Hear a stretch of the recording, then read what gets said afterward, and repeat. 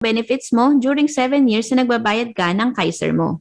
Kapag nakabayad ka na ng 1 year of premium sa Kaiser, libre na ang annual physical examination. Ito yung basic 5. Physical examination, chest x-ray, stool examination, routine analysis, complete blood count sa accredited clinics ng Kaiser. Meron ka ring free dental benefits like dental check-up, simple tooth extraction, cleaning, once a year and normal case lang, recementation ng jacket and minor adjustment and denture sa mga accredited dental clinics ng Kaiser. Meron ka ring hospitalization benefit na 60,000 pesos annual benefit limit for 7 years.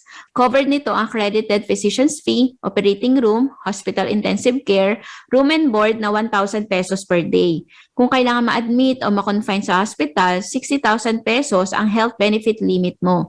Kapag lumagpas dyan ang billing mo sa ospital, isi-shoulder mo yung excess. Of course, mag-a-apply mo na ang portion ng PhilHealth mo bago ang Kaiser benefit mo. Tandaan mo rin na kapag nagamit mo ito